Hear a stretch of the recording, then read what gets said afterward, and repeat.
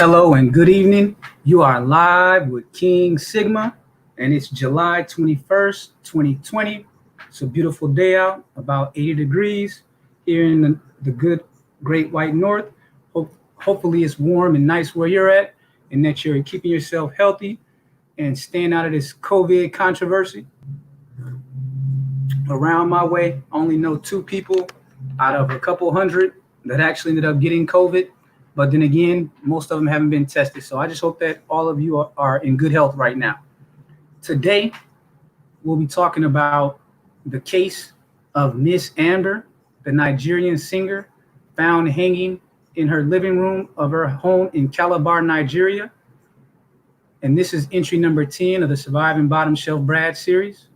So the question before the audience will be, was it suicide or murder? Appreciate you, Fast Attack. What up to you too, brother? Salute. I'm just going to bring up the story. Usually I like to have like a news clip where the anchors, tell the story. But for some reason, man, they have really put this story in the phantom zone. It's hard to find a lot of information on what actually happened as far as like the police report and things of that nature that I usually like to look at. But we'll just have to deal with the news information that we have and go from there. So let me bring this up. All right. So let me take a quick peek. So here we go. So the article says, pregnant singer Ms. Amber found dead in Calabar. A wave of fear and pain have enveloped residents of Calabar after a pregnant singer was found dead. So in this picture you see right here, this is her much elderly husband. Well, actually, he wasn't married to her. It was her baby's daddy. So they were not married, but they had been in a 10-year relationship. So he was much older than her, but she's a very talented Nigerian singer. Her actual government name was Juliet Ita, aka Miss Amber. And they said she was found dead in the house she shared with her foreign lover in Calabar, Cross River State, Nigeria, right? However, family and friends have called for a thorough investigation as circumstances surrounding her death seem suspicious, according to media reports. The singer had been in a relationship with Jim Roach for about 10 years before her death on Saturday, June 13th, 2020. The lifeless body of Juliet, who is said to be 5 months pregnant at the time of her death, was found hanging in said apartment. It was gathered that Roach later reported the death to the police and claimed she committed suicide after they had an argument on Friday. However, her friends have rejected the claim and are now calling for an investigation. They claim that the duo had been having issues in their relationship and it usually turned violent. Also, according to one of her friends, before Juliet found out that she was pregnant, she had already decided to quit the relationship and had asked Roach to pay her off with 5 million naira, but he allegedly agreed to pay her off with 2.2 million naira and was yet to fulfill the promise before her death. So for you that are wondering what those nairas amount to, the amount that she tried to get him to pay would have been equivalent to about 13,000 US dollars. The amount that he agreed to pay before her untimely death was $5,700. So a naira is much less than our American US dollars. So let me see here. So I just kind of wanted to show you guys some pictures because in this series, there's a reason why I only deal with cases where there's like a criminal charge or a police report and it's been reported, because I like to stick with the facts. And, you know, there was a brother, I want to shout him out, named Water Sniper. He's the only one that I saw on social media in these parts that actually had spoke on this issue at all. So salute to him. And it's interesting, you know, the usual suspects, the Me Too misandrists, the Hotep communists, the Swirl Mountain concubines, and the gynocracy drones. They don't never report on these stories. But I think it's kind of fascinating that a woman who was married, well, she was in a relationship and pregnant, 5 months pregnant by a man that was twice her age, that she had met when she was very young, possibly a teenager, and he was disabled. So if you look at the pictures here, here is a picture from their social media feed of Miss Julia Ita. And right now there's a hashtag that her family and friends have put up called Justice for Juliet. She was an up-and-coming singer in that Nollywood industry over there. And a lot of times, from what I'm seeing from the stories that I read about, a lot of times these women that take that, you know, ascent up the Swirl Mountain, they see a lot of these white men, these Brags, these Waldos, as sugar daddies and sponsors. So a lot of times they really do hold these white men on a pedestal and look at them as like an escalator to the top. But as we've often seen in this series, that escalator usually leads right to the graveyard of Swirl Mountain. And I've said it before, there's no mountain higher, there's no sea that's deeper, there's no desert that they wouldn't crawl through for the opportunity to be validated and possibly to carry the seed of the Mayo man. And that's what we have here. So you see in these pictures, everything looks great on social media. You see, they got the pictures. So here he is. He actually only has one leg. And there's other brothers in this space that report on these kind of cases as well. Kid Organic, Brian Solange. I mentioned Water Sniper. There's another brother named Torian Rain. So there's a growing group of brothers that try to catch these cases and keep a little archive of what's really going on out there. But again, it's all about a level playing field. And we have to definitely attack the misandrous narrative whenever we get a chance. I say go be free, do what you want to do. I'm all for free choice, but stop saying that black men are this or they're not that, but then lower the standard to nothing when it comes to Waldo.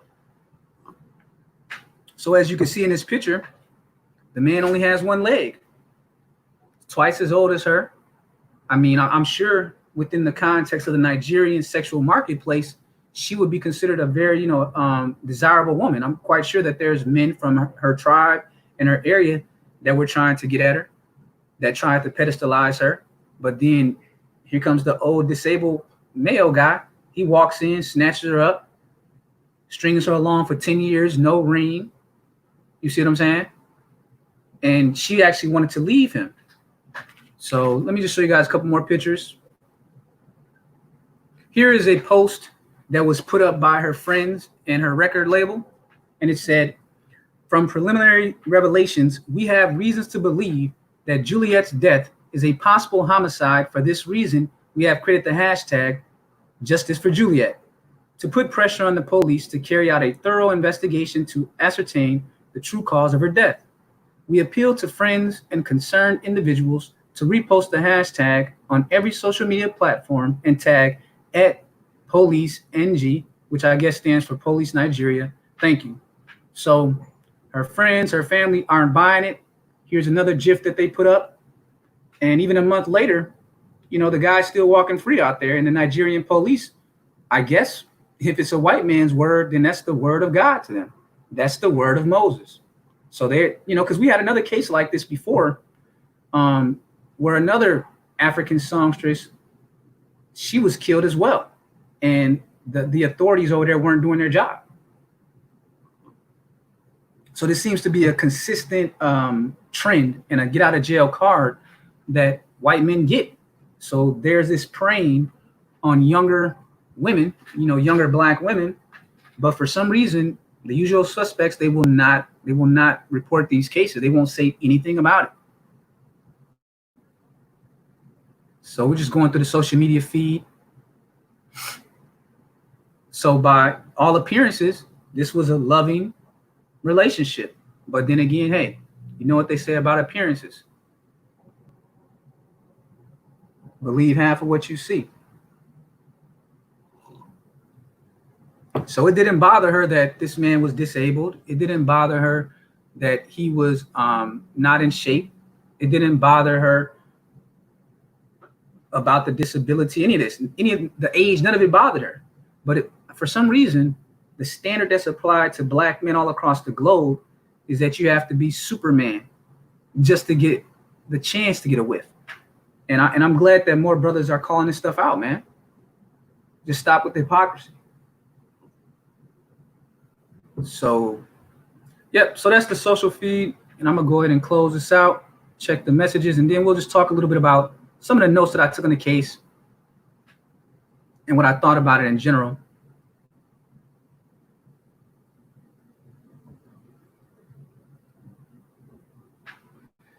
So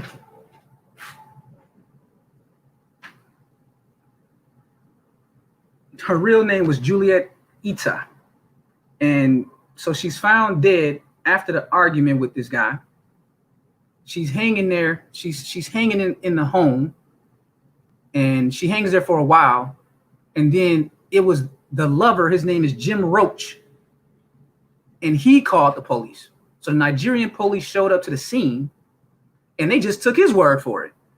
He calls the police. The night before they had been fighting, friends, families, and neighbors saw them fighting, heard them fighting. But shout out to the brother Unreasonable Man. He says, salute to you too, brother. Appreciate you, man. So the family, friends, neighbors, everyone knew that they were fighting the night before. But somehow between Friday night and Saturday, he's the one that calls the police. The friends, the families, no one else stepped in on Friday night. The next morning, she's hanging in the apartment. I mean, come on, stop it, man. She's hanging in the apartment, and she was 5 months pregnant. I mean, come on. We talk about this. The climb up Swirl Mountain is one of the most intense, trying activities one can do. And we had a case like this. What was that? The Stephanie Adams case in New York a couple years ago, where the former Playboy model, she was married to a white bankrupt chiropractor or whatnot. And she won that, I believe it was $2 million settlement with the NYPD. And he was having an alleged affair with the secretary that was a white woman. And she was angry about it. So she had the secretary fired. Then she drops her case after Stephanie McAdam jumps off the 22nd floor of a condo that she was paying for her bankrupt chiropractor baby daddy, and she jumped off with her biracial child. And they say this was in Manhattan, and they claim that a woman like that would kill herself, kill her child after getting her Waldo, getting her biracial kid, and getting a $2 million settlement for NYPD, and she ends up dead like a year or two later. Come on, man. So this is another one of those cases. Salute to you, Supreme Ace, Darth Masculinus, Jackie Brown, Mr. Excelsior, Vern. Appreciate you guys showing up. So that's the story that's being transferred out there by the news in Nigeria and the police, that they're taking Jim Roach's word that a 5-month pregnant woman in her prime, on the come up in her music career, just really getting started, high status in the Calabar Nigerian society, but gets into a fight with Jim Roach, allegedly hangs herself, and kills her 5-month-old biracial kid. And remember, some people might call it extortion, because she demanded that she wanted to leave him, but she wanted to leave with some money, right? So she wanted him to give her the equivalent of $12,000. He refused. He said he'd give her about $6,000, but he never did. They got into the fight. She's dead. So that was a 10-year relationship. And you saw what the friend said. They described the relationship as being volatile and violent and constantly rocking. And she told friends she wanted to leave, but no one stepped in. So I'm just always wondering, like, the regular black man gets blamed for everything. We didn't protect this and that. I was on Mr. Fantastic's panel the other day, and they were talking about the Meg Thee Stallion thing, where she got shot by her thug rapper boyfriend. But then instead of going after him for putting himself and her and the other passenger in danger, she blamed all the other black men. Black men in general don't protect, even though black men don't have the power to protect someone from their own bad decisions.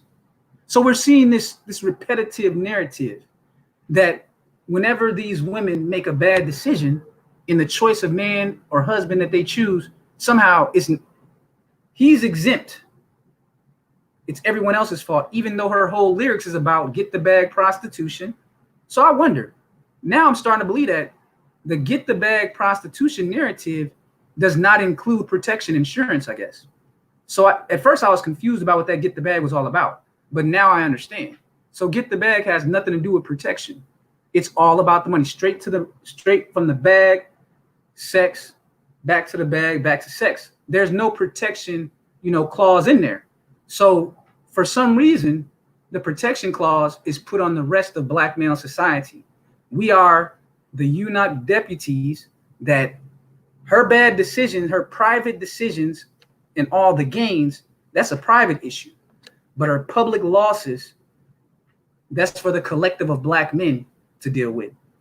So this is going to be a narrative we're going to hear it over and over, because I've been making the argument that as I go through these cases, and I'm backed up by about 5 or 6 cases, shout out to the brother Ayanda, it's just the same story over and over, man. The story, it happens, an event happens, one of these black women are killed, there's a pedophile predator raping children or whatever, someone is beaten or raped, it doesn't even register on social media.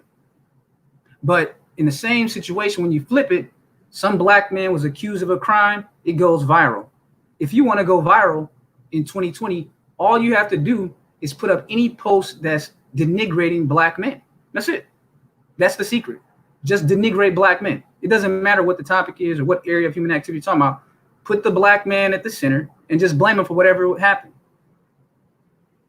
And you'll go viral and you'll get lots of funding as well.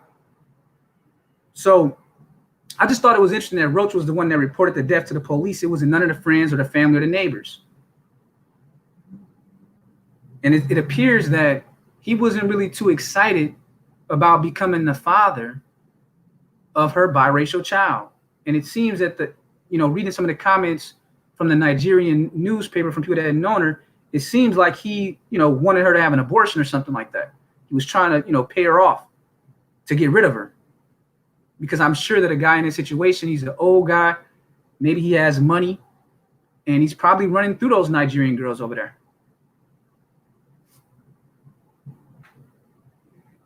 And so before they found her, she had already decided to quit the relationship, and she just wanted this payoff. And for some reason, she ends up hanging from a ceiling.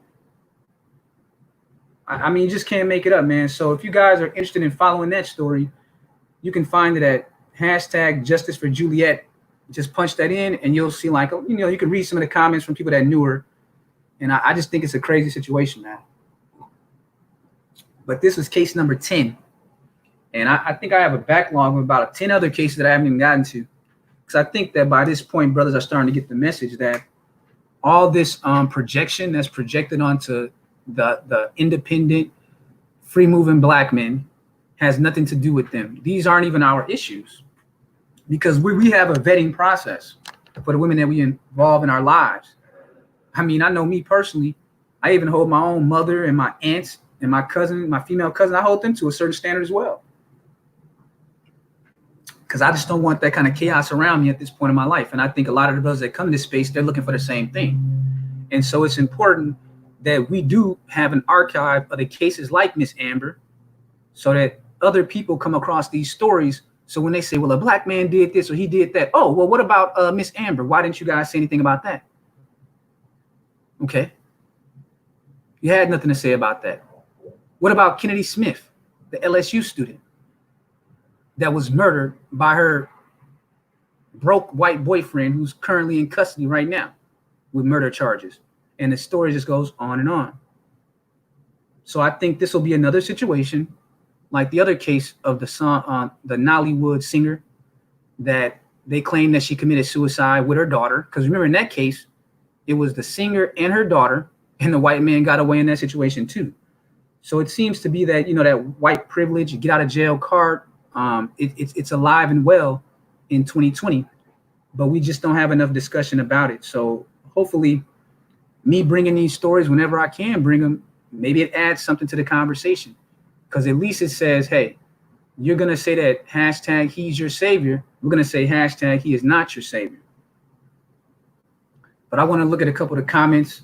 I'm going to mostly just, leave it at that for you guys to think about. If you want to look more into that case, you can go to hashtag Justice for Juliet, and you'll see the difference in the response. It's like they're exempt from prosecution. So like the good OG says, David Carroll, when he says the whole thing where it's like his skin covers for a multitude of imperfections and sins. It's true.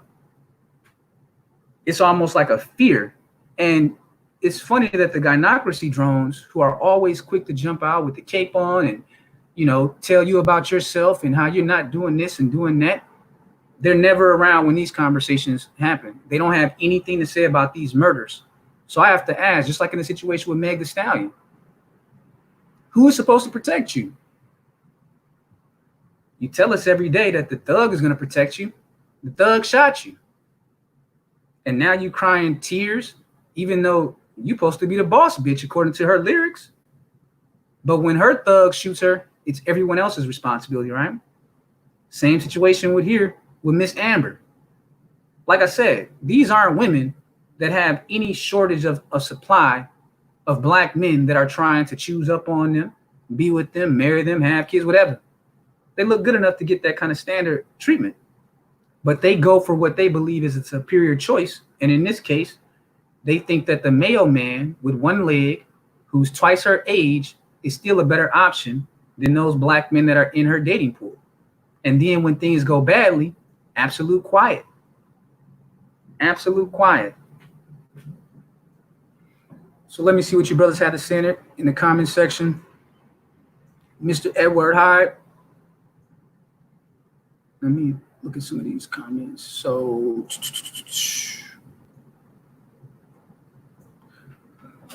Edward says, justice for this funky dog hair strag. Yeah, right. D-Rock Den, salute. Christopher Lane, what up?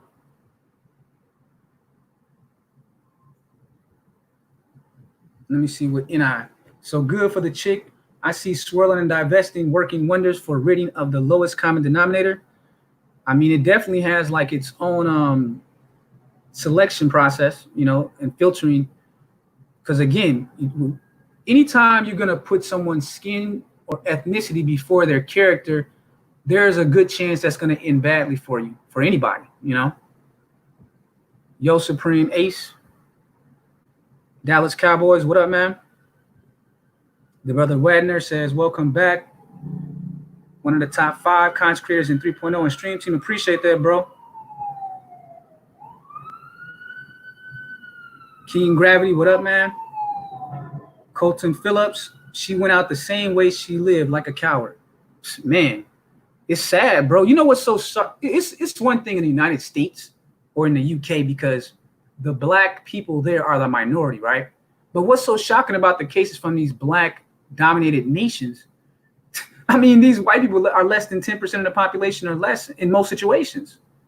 But yet somehow in these black nations, they're able to come in, do crimes, and bounce. It's the colonization is real, man. The colonized mind is very real. And it's that whole black face, white mask thing. You know what I'm saying? Where the face is black, but the soul is white kind of thing. So that colonized mind is a very interesting thing. Any says murder. Africans are not keen on suicide. I agree with you. I say murder. I'm not believing it. So the brother Kid Gravity says, check DuckDuckGo. You know, I actually started using DuckDuckGo instead of using Google because of some of the privacy features. I've been trying to move a lot of my email and search and things like that to some of these privacy platforms after learning how they sell your information to third parties and read all your emails and stuff and your searches. So yeah, I've been using DuckDuckGo, but I'll check it out once I I close this out. AO says many stories like this too. 100%. To be fair, somebody must take out the trash. OG Bobby Johnson, what up, man? Hope you all are doing good out there, man. I know that this Q3 has a lot of uncertainty to it, but I just hope everybody is solid right now and in good health. Salute to you, Lando. Kid Gravity. These chicks love their Dawn Pen fantasies. Man, for real. I don't know. You know, it's funny because maybe I wasn't paying attention all these years, but it seems to me that like the fantasies that you're describing, like these swirl fantasies, is something that just really bloomed in like the last 5 years, man. Or I just wasn't paying enough attention. But it just seems like this idea of Waldo as the savior just became like a template within the context of, you know, the interracial dating realm, that somehow they became like the hero. And I just noticed it in the last 5 years. And before, I guess I just didn't pay much attention to it, man. But there's definitely that narrative out there. Fast Attack, what up? He says, Mount Swirl still snatching souls. Man, Swirl Mountain is undefeated, man. And the graveyard of Swirl Mountain is, it's just more and more bodies piling up. And it's very few that are willing to say anything about it. Cortez Smith says, there's too many black women with disabled white men. For real. I'm seeing more and more brothers put out videos showing these kind of relationships. Lowered Expectations. If you guys remember that show on Man TV called Lowered Expectations, that's what it is. One standard for the American black man, the Western black man, and the diasporan black man. and 0 or very little standard for Waldo and bottom shelf Brad. So that white skin, again, it's like the black card of the sexual marketplace. OG Bobby Johnson, appreciate you, bro. He says he sent a 10-piece. Appreciate you, bro. Thank you, sir. Iman Perry, what up? Cortez Smith says there are stories of black women dating men in wheelchairs. Yeah, I've actually seen a couple of those. I know that Kid Organic, he does this more on a regular basis. You know, he does like regular uploads and things, and he actually highlights a lot of that stuff with the lowered expectations, Swirl Mountain dating standards. So you could definitely go see some of that disabled over there. Mouse World, tough to negotiate during these times. Man, fast attack. You might be right, bro. Like, that's what's so interesting about this moment that we're living in, man. It's like on one hand, supposedly you have all this like social unrest, and it's supposed to be organic, but I don't think it is. I think a lot of it's mostly paid for activism that's definitely controlled in order to get a certain kind of election outcome. But then at the same time, when all this is going on, black power, black this, black that, you have these kind of stories in the background. And then you have this COVID where I was reading one story on, I believe it was Business Weekly, and they were saying that this COVID will cost either the global market, or they were referring just to the United States, but the number was 30 to 80 trillion. That's what they think that it's going to cost. This COVID is going to end up costing for long-term damage. And that's just the financial. It's not dealing with a lot of the mental stuff. And a woman that I deal with that works for the courts, she was telling me how they've never seen as many cases that they have of like domestic violence, child abuse, divorce requests and things like that. And they're working on a very, small part-time basis right now because of the COVID. But she was saying that they've never seen this amount of like domestic related issues before the courts.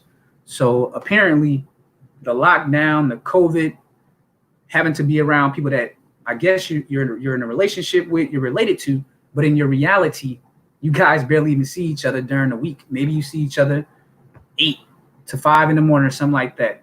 And it's just like, hi, bye, go off into your corners. And I guess with the lockdown, it's bringing out a lot of the truth about the quality and the lack of, true emotional investment in a lot of relationships in the United States. So that's why you get this high domestic violence thing, man. Because people are together for reasons that they're only surface level. They're really not that deep. And most people in the West, it's almost like the real default model is actually casual sexual relationships. And most people are actually better served just being honest about that. So they try to get into these relationships that might meet some kind of public relations agenda. My friend got married, or my parents want me to be married, or I'm getting old or whatever. And then something like this happens that really pulls the cover off the quality of the relationships in places like the United States. And it's pretty damn low. So the brother, the Sneak says, walking free. Supreme May says, Tyrone doesn't have to Superman. I guess not. I guess not. I just want to know, why didn't her disabled white man protect her from her own hanging? Why didn't Jim Roach, her baby daddy, and 10-year white lover protect her from herself? Because according to them, they need protection. And the mailman gives them protection. But yet in this situation, he didn't protect her, quote unquote, from her own hanging, even though he was there. So a 5-month pregnant woman climbed up on a chair, got herself some rope, prepared for a lynching while he just sat there watching. That's the story that he's telling. Drunker Catman, appreciate you, bro. Just for support, appreciate you. So Jackie Brown, what about the black man with the white women? What about the black man with the white women? What about it? If you have a story that's similar to this one, send it to me. If there's a black dude out there that was lynched by his white baby's mother and told the cops that he lynched himself, I mean, definitely send me that story. I'd like to read it.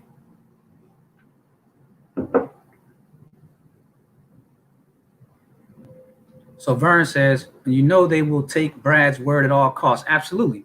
And that's what we see in these cases. There's a similar thread that runs through them that, I mean, even the law enforcement and the prosecutors in these situations, they give a lot of weight to Brad, Kevin, and Karen's word. They really do. Vern said that Brad wasn't giving her any money. He don't play that for real. I mean, come on, man. He was with her for 10 years. 10 years with one leg. So he knocked her out for 10 years. He said, hey, this thing has run its course, and promised to pay her. And instead, she ends up dying by hanging with the biracial child in her stomach. So Logic Win says, I'd rather be Lex Luthor personally. I mean, he wouldn't have been in this situation, that's for sure. So let's see. Megan Thee Stalworth had to blame black men because she would never hold Tory Lanez accountable. For real. This dude shot her and she's still blaming other black men. You got to wonder, with someone like Megan Thee Stallion, think about how many decent, reasonable black men out there that are hitting her up in her DMs, telling her, yes, queen, all day long on her social media, how beautiful you are, and how I'll pay your rent for the next year. Don't worry about COVID. She probably got like an army. I mean, like literally an army of dudes that are black men that would gladly do that for her. But nope, she ain't interested in you. But when she gets shot, that ain't supposed to matter. You're supposed to take up a rifle and go get some vigilant justice for her and put your life at risk. So, I mean, it's ridiculous at this point, man. It's getting worse and worse every day. And, I hadn't really commented on the Jada Pinkett thing too much. I was on a couple streams that talked about it. But for me, it's just like, there you go. You got a situation where that's the standard. That's the indoctrination in the American context. You ask yourself, do women want to grow up to be Michelle Obama, or do they want to live like Jada Pinkett Smith's lifestyle or Megan Thee Stallion's lifestyle? It's obvious because Michelle Obama herself said that if she was born again, she'd want to be Beyonce. So Beyonce, Kim Kardashian, Cardi B, so that generation of about 20 years ago, the women that would have been about 20 years ago, they have begat the Cardi Bs and the Megan Thee Stallions. And then one has to ask, so if that's the trajectory of the Western female from the Beyonce, Kim Kardashian, Katy Perry's, and now the Megan Stallions, Cardi B, what will be begat next? What is the next generation of women are going to be like in 10 years? It's a kind of a scary thought, man. It doesn't seem like a constructive outcome to me, but you brothers might disagree. I just think that it's not going to a good place right now. So let me see. Cortez Smith says, Vern, the Daggles blame good black men for what Pookie does. Absolutely. But that's why it's good that we have all these spaces on social media where we can go and give our take on anything at any time, because now we've taken away that power for them to project their losses onto us. So it's like they're trying to project them onto an audience that's not there, and the group of men that aren't even there, because the men are saying for themselves, hey, I had nothing to do with this. I tried to get a date. You told me I wasn't good enough. Have Tory Lanez pay for your bullet wound. You see what I'm saying? So the brother Vern says, how many white men were bragging to me while driving Uber about having sex with black women, African women, Jamaican women, any women of African descent, and how easy they were? Oh, we've all been there. But I kind of, I have to push, like, when the Caucasian males start talking to me about that shit, I tell them, hey, I'm going this way, bro. Nice seeing you. I'm going this way. Just that simple. I'm not even trying to have like no deep conversation with you, bragging to me about your ghetto gagger experiences. And it's like almost the flip side of what a lot of the Swirl Mountain concubines try to do. They try to make you care about it. You know what I'm saying? Like when you walking in public, or, you're somewhere and they're with their little Waldo, grab them, kiss them, and you just trying to walk right back past them. You know what I'm saying? And it's just like the white guy at the water cooler. You just going to the water cooler, taking your break. You ain't thinking about none of that. And he said, man, dude, I had a great time. Oh, you did? Oh, that's cool. Went to happy hour. Dude, all these black women were hitting on me, dude. Like, oh my God, this is crazy. Does this happen to you? Like, I just walked in with my buddies and these black, they just threw themselves at me, bro. Like, they were asking to buy me drinks. No, I'm moving this way, bro. That's on you. So they think they're telling you because I guess it's supposed to make you feel a certain way and you ain't thinking nothing of it. So that's how I deal with that, Vern, because I'm all about free choice and responsibility. You make a decision, You live with the good and the bad and the ugly of it. It's very simple. But some people, that's a concept that their child rearing never they never absorbed that kind of teaching in their childhood. So responsibility, accountability, and learning from your mistakes is not a part of their socialization. Victimhood is, though. So if I make a bad decision, it gotta be someone else that I gotta try to pin it on. And that's kind of that culture that they have with each other, with with Waldo and the Swirl Mountain concubine. He understands that she's there not because necessarily what his character might be or his personality most of the time, but she's there because she worships the fact that he's white. And he offers validation not based on any of his characteristics outside of his skin tone. And these dudes know that. And a lot of the Swirl Mountain concubines, they try to convince you that these white dudes don't know that. They know what's going on. That's why they're quick to like gag and bag and dismiss them. And when things go badly, it's very, very bad outcomes. I got some even worse stories on the back burner that I haven't even put out yet, man, that are pretty disturbing about what some of these dudes have done to black women. And you guys have seen some of the other stories of the first 10, how badly these are. But I got stories that are worse than that have come to me. Cortez says, kind of like how black women project Pookie's action on all black men, like when the good men are on child support for Pookie's kids. Yeah, that projection it had a lot of power back then, but it's definitely lost its power now, because there's a lot of these, black women that come to these spaces, and especially like Facebook and Twitter, and you read their comments and you can tell that they're starting to be like a lot of the backlash within their own culture, where they're just seeing that the men are absent now, because I think that's something that's changed the most, probably just in the last decade, from around the time that Barack Obama was elected to now. I think that I'm meeting more younger black men that will tell me that they've never even dated a black woman before, and they're in their 20s or 30s. That wouldn't have been the case 10 years ago, 15 years ago. I literally know brothers that are, like 25 to 35 range that will tell that they've never even dated a black woman. So it's like, now that you have that dynamic in play, who are you going to blame? Because these men aren't even in that dating pool at all anymore. And when these generalizations are made, black men like myself come out and put out stories like this. And then we say, why aren't the usual suspects, the Me Too misandrous, the Hotep communists, the gynocracy drones, and the Swirl Mountain concubines doing this? They should be putting out these stories to warn their audience that they're trying to sell the swirl pill to let them know that, hey, you got to move out here just like you would with anybody. You have to vet people that you're dealing with, and you don't pedestalize any ethnic group. You stick to what MLK said: character, character, character. But again, like I said, so we're just going to keep on, blowing the horn on these kind of things until people just say, hey, we got to stop blaming all black men, because these guys are coming out more and more with louder and louder bullhorns and telling us that we don't want nothing to do with it. We had nothing to do with it. And we're not even in that marketplace. Because that's pretty substantial, that I'm finding out that more and more black men that are in their 20s and early 30s are telling me that they never even dated a black woman before. Not because they have any bad feelings towards black women. It's just that whatever environment they're in, they're finding what they want outside of ADOS women. So that's going to become more and more of a conversation piece as we move from Gen X to the millennial generation and the Gen Z generation, because I would beg to say that most Gen Xers have probably dated a black woman in their lifetime. Most Gen Xers will qualify for that category, right?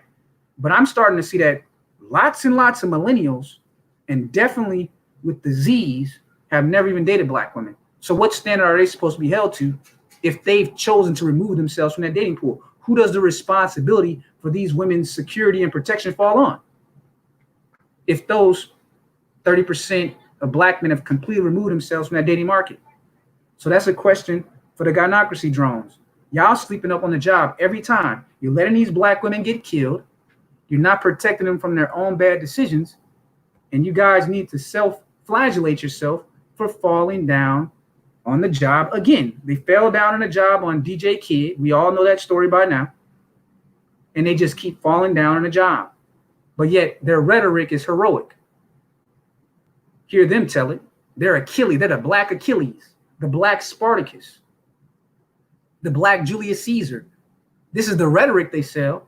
But when you actually get out to the nitty gritty and start peeling the layers off of all these incidents and crimes against these black women at the hand of the Waldo, these dudes ain't nowhere to be seen. They're not putting together any kind of GoFundMes to get lawyers to sue these white men to protect their women that they claim that they're supposed to protect.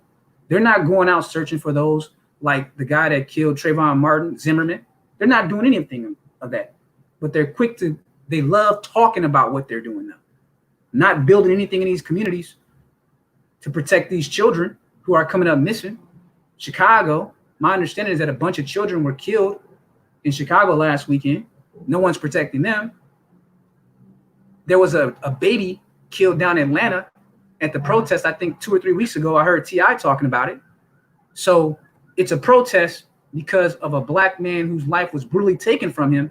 But at the protest, there have been more people die at the actual protest that were black and black children. It just doesn't make any sense, man. God, it doesn't make any sense, man.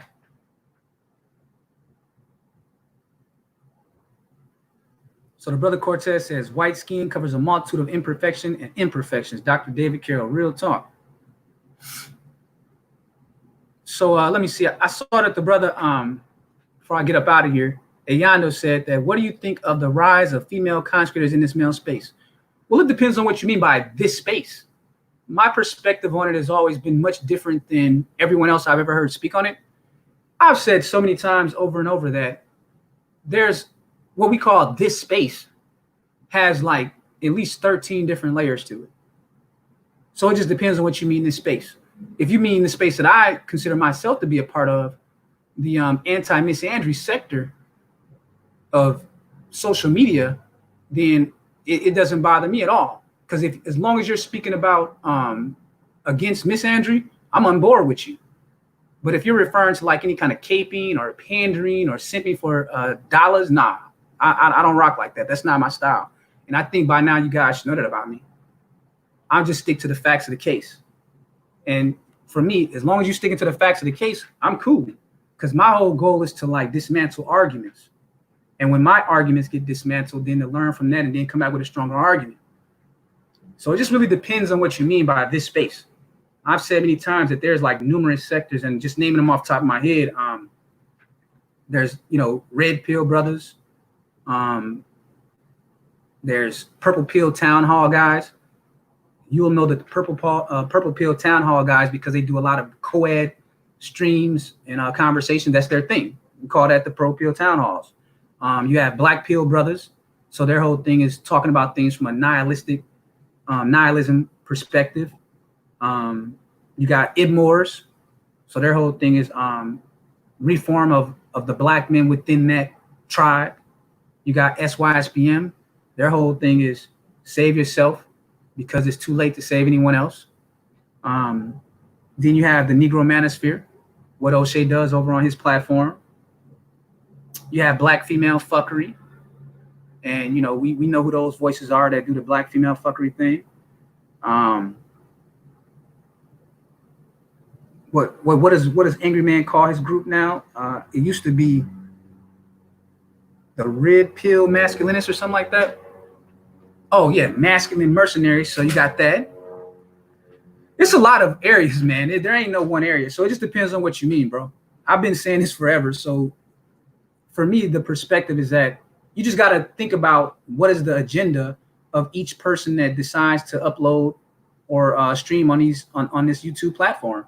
To me, when we say this space, to get to the real deep level of it, all of this shit belongs to YouTube, man. I hate to tell y'all that, but it's true. I don't have a channel. This isn't my channel. This doesn't belong to me. The material that I'm uploading at this very exact moment might belong to me, and I can go download it on my BitChute space, or I can download it on FS Avenger, or I can podcast somewhere else. But all of this shit belongs to YouTube. And I think that the sooner that the black men in this space admit that and accept that, everyone will be better off. But as long as people keep on talking, it's like, there you go. Jerome Whiteside just said it. Dudes treat this like a game. 100% facts. That's what I'm trying to get at. It's like, it just kind of reminds me of people from my old neighborhood who would sit around fighting, talking about this is our block. but all the property is owned by whites and Arab foreigners and shit, man. I mean, literally from my old neighborhood. All the property, by the time I came of age, all the old folks, like the baby boomers, they had already sold all their property, and most of them had moved to the South, because even in my own family, like, you know, my grandfather's brothers and all of them, they've all left the North and the Midwest and moved back South to die. So they sold their homes, took their money, and they're all down in Mississippi, Alabama, and places like that to die. So most of this property was actually sold and transferred to like new immigrants, you know, Arabs, Asians, some Africans, and even white people. And you got people running around talking about this is my block, but if they don't pay their rent that month with the Section 8, they ask to be living in a homeless shelter downtown like everybody else. So it's kind of the same concept here, is that all of this shit is owned by YouTube and Google, man. And anyone can be knocked at any time. That's why I don't place any value in, oh, this is my channel. No, the value is in the conversation. And I feel like, to me, as long as you're contributing something to that conversation, the content and these streams that we do kind of speaks for itself. I mean, if the content has the kind of quality that the audience likes and those that visit these streams, you know, if it teaches you something, because I always tell you guys, if you leave here just learning one thing from me and with me, I'm happy, I'm satisfied. And if I inspire you in any way to see things from a different perspective, then to me, that's quality content, and that's all that matters. But you guys need to know that we can all be taken out at any moment. And I wouldn't be surprised if more of us are taken off. But I do, you know, I backlog all of my uploads, and I have a little database that I keep. I even have a website. I just haven't uploaded it yet, but I do have my own website.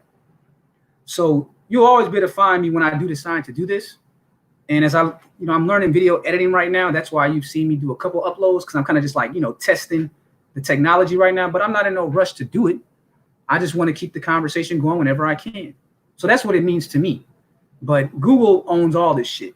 Matter of fact, the brother, Mr. Research, you guys probably know him. He used to be known as Alpha Male Wisdom. This is before all of us probably were on here. He used to have like 40,000 subscribers. And they knocked his channel. And there's a whole list of people that were targeted back before we all got on here that had these large channels, 20,000, 40,000, closing in 100,000. And then YouTube came through like, whoop, you thought you owned something. Shout out to the brother Hunvo Cinco. He says, why are white men targeting black women these days? I think that they're targeting the black women these days because the black women are targeting them. That's why. When you throw yourself at the feet of someone based on the skin color and not their actual character, bad things happen, man. That's just stupid. It's just stupid. It's like you believing that someone's your friend just because they're black, or that you guys have the same agenda. And like I was saying on Game Changer had a stream on earlier, and I usually don't do too much streaming these days or going on streams or whatnot. I'm just kind of chilling during the COVID, but he did a stream called Black Pride. Black First means they attack blacks first.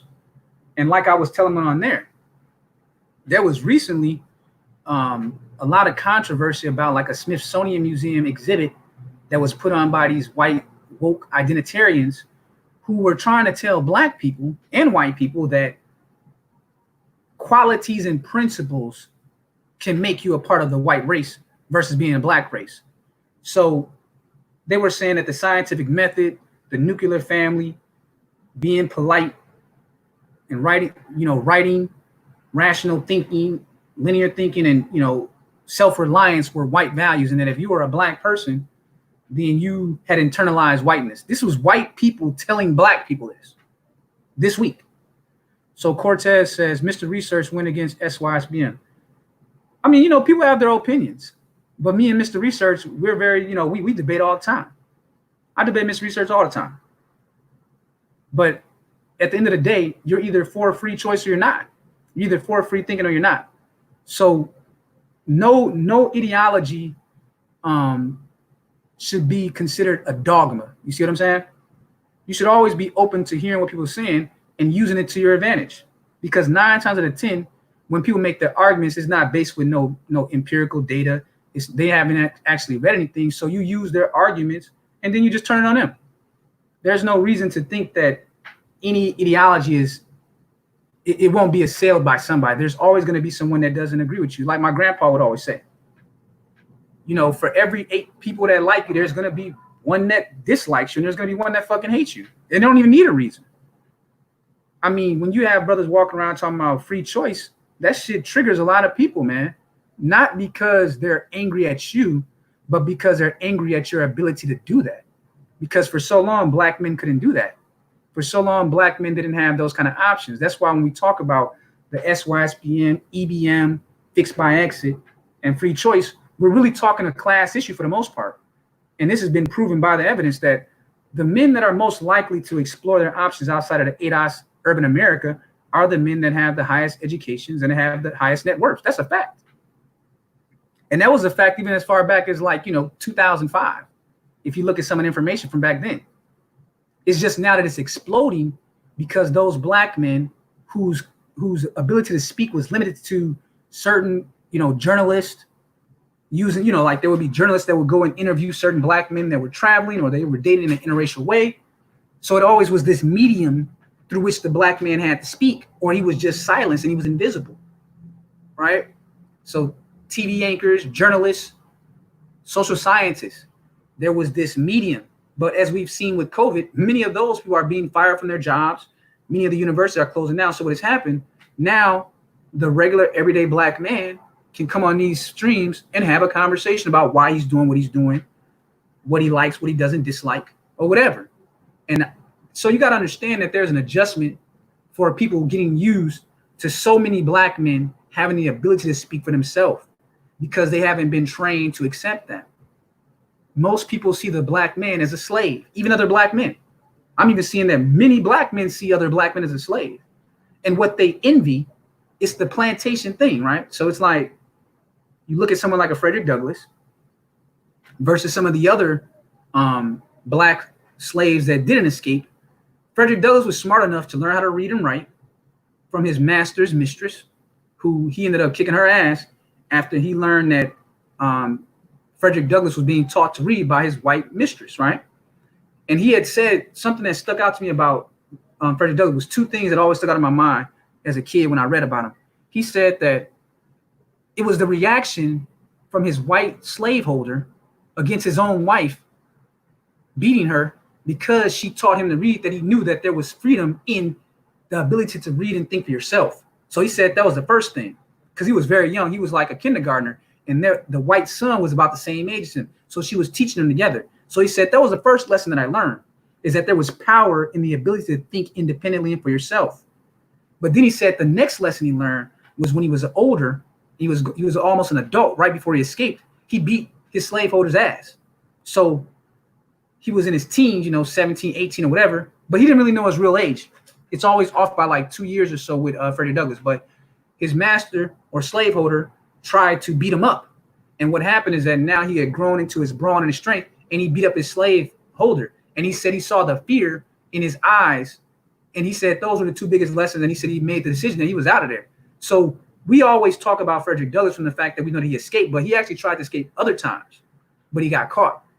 But what had happened is that rebellious spirit and that rebellious fire had been lit in him from independent knowledge and seeing the fear that white slaveholder had against him, that he found out this dude is not God. This dude is empowered by his numbers and by the majority, but I am stronger than him. And he said, I was going to get away. So he didn't go and tell any other of the slaves on the plantation. He had homeboys on the plantation. He was bagging chicks on the plantation, right? But he, unlike some other failed escapees, he didn't tell anybody. He wrote that pass for himself. And when the opportunity came, he was ghost. He was out of there. And it's that same kind of theme when I talk about free choice. And I understand that a lot of black people, a lot of white people, a lot of other groups that are definitely, the anti-black male contingents, they just have a hard time accepting that black men are going to make their own choices. We're going to make our own decisions while you are dumbing down the rest of the population and telling them to reject the scientific method, to reject healthy families, to reject rational, innovative thinking. What we're going to do as thinking black men, we're going to embrace that vacuum, and we're going to step right and lean into that vacuum that everyone else is running from. So while the white liberal is feeding soy to their own sons and feminizing them, while all these other groups are buying into the idea of rejecting the principles of Western logic and philosophy and that, we're going to lean right into that shit. We're going to read more. We're going to do more. We're going to be more frugal with our dollars. And we're going to keep sharing this information with other brothers. And right there, that's how we win. So what they want us to do, they want us independent thinking black men to jump on the bandwagon that they're pushing of lowering the standards in the schools, lowering the standards in the environment. Oh, you want to join the military? Well, let's get rid of the push-up challenge now. They're doing that now. They're getting rid of the push-up requirements. They're getting rid of the 1 mile requirements. And now American men's testosterone levels are only 1/3 of what their own great-grandfathers are. You got 25-year-old men on average walking around with the testosterone levels of 75-year-old men in 2020. So they're trying to weaken the American men, and black men are included in that. So my whole thing to you guys that would be to actually just become stronger in your logic, keep reading more, and having a variety of reading across the 9 sectors, and just, do what Frederick Douglass said. He was in his North Star newspaper. He talked about the self-made man. See, Frederick Douglass, he wouldn't have fit in today's environment. He would have been called a coon because he was a black and tan Republican, radical Republican at that time, but he promoted libertarian ideas. And so I think what's happening, things go in cycles, and we've just reached a cycle where there's this libertarian, independent kind of black man that's arising in this climate of being able to be income independent from any job in particular, and being able to actually speak for themselves. That's a lot of power, man. So we're seeing a leveling of the playing field that we've never seen. So with that, I thank you all for coming through. Appreciate you, brother, supporting the streams. And everyone stay healthy and safe out there. And again, this story was about surviving bottom shelf Brad, case number 10, suicide or murder. Did Miss Amber kill herself, as they say, or did her white lover baby daddy, Jim Roach, kill her? So I'll leave that to you guys. And with that, peace and good health.